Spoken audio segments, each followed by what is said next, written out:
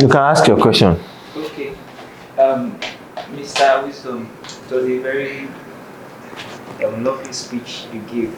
I just want to ask one question. Uh, the question is simply, do you think struggle is necessary for growth? Do you actually think struggle is necessary for growth? Because you talked about how life is brutal and the ups and downs. So do you really think struggle is necessary for growth? Thank you.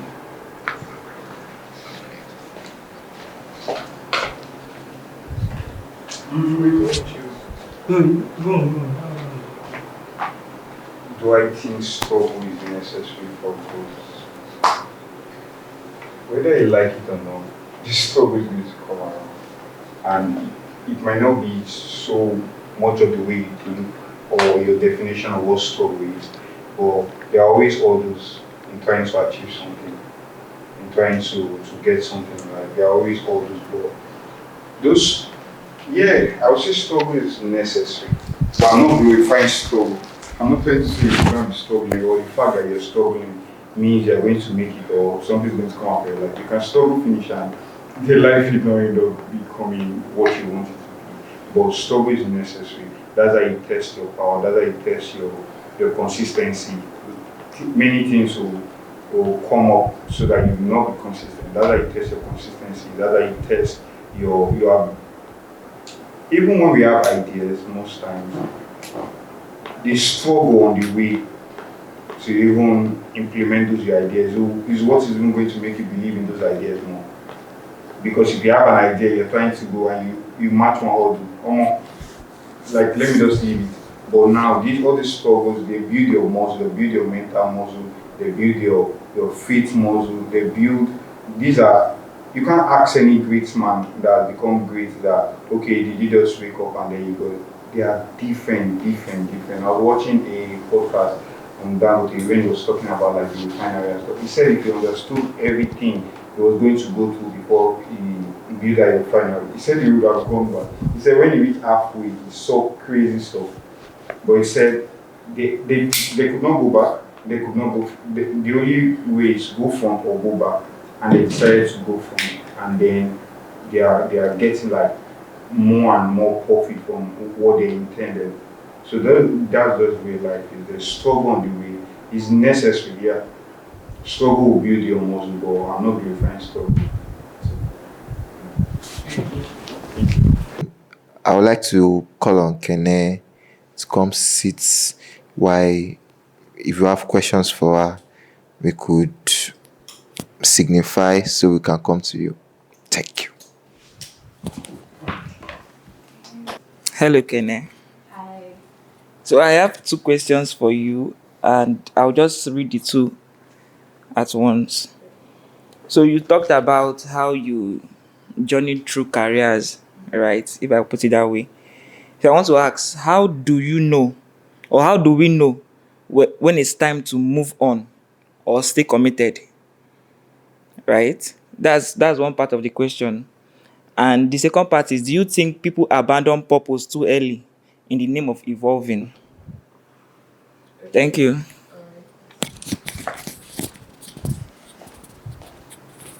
Thank you. That's a very well-rounded question. So the first one about you said how do you know when to move careers? Necessarily you know and you don't know at the same time. So for me, for example, I did not leave anyone to go to the other. Like we say, we have multiple interests. And there's this saying that goes, how they say it's master of jack of all trade, master of none. You can actually be a jack of all trade and a master of one, or a master of all of them, depending on your interest. So basically, if you are interested in so many things at the same time, do it. At least know one well enough to be able to do another one. Don't just do it halfway. If you are really good at one, that you can do it in your sleep. If they can wake you up, let's say you start with, for instance, singing. If you know that you can sing really well, then you cannot say, oh, maybe you want to go into videography or something else. Just be really good at the first one before you up onto the next one.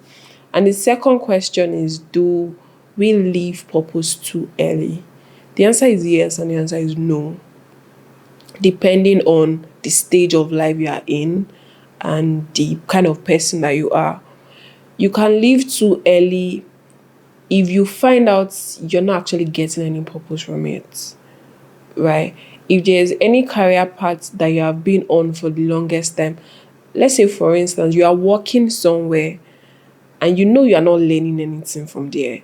They are not improving, the workspace is not great, you're not doing anything that, oh, I could not do this thing before, now I can do it.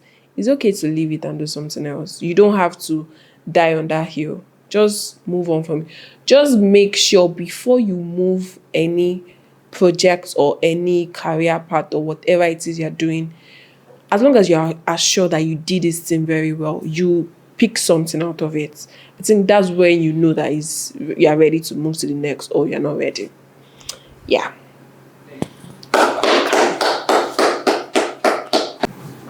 Okay, Miss Tracy, you spoke about silencing the noise and owning your truth.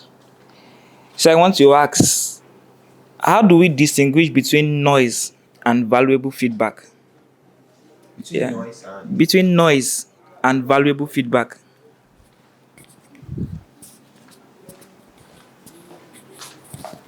Okay, thank you very much for that question because it is very important that we can identify criticism from valuable feedbacks. For instance, you are a creative person and you realize that somebody say something about your work, and it's not just that person, like other persons have made comments regarding that. It's very important that you go inwards and check, like, are there things that you need to put in place, or is it that this person is just trying to like criticize you? If the feedback the person is giving you is something that you know will make your work more good, more better than the way it was before, then it is valuable. But when people constantly just tell you things, and then you know that you've already put in the work and you've put the things in place, it just shows that it is criticism. It does not mean that you should avoid feedbacks from people, but if their feedbacks does not necessarily make your work better or get more visibility, then I don't think it's valuable. That's how you can be able to identify between it and then criticism. Okay, one more question. there's still one more question, so you can ask. There's still one more question for you. Okay, so you also spoke about owning your truth. So how do I put this now? How do you discover your own truth? Yes, how do we discover our own truth? You said we should own our truth. So how do we discover our own truth? Like, what is our truth? Okay, thank you very much. How you be able to discover your truth, if you look at your experience and you are able to identify who you are, which is the very most important step.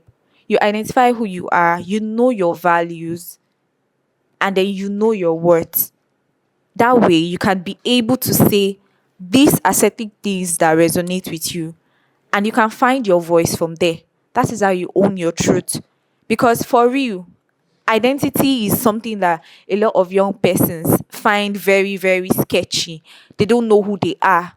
And for you to know who you are and own your truth, you need to first of all know who you are, know your identity, know your values. Then that way you can own your truth. You know that these are things that actually interest you. And also, let's not forget our experiences because they are there in the tiny lines. They are there. We know, we see certain things and we say, oh, we don't want to eat this or we don't want to do this because we know that this is the kind of person that we are. So there is no how we can say we don't know our truth, like we don't know who we are, except if we just decide to let the noise carry us away. But if you look at the patterns your life is taking, the things that you are naturally interested in, your values, your identity, and other things, you'll be able to own your truth from there. Thank you.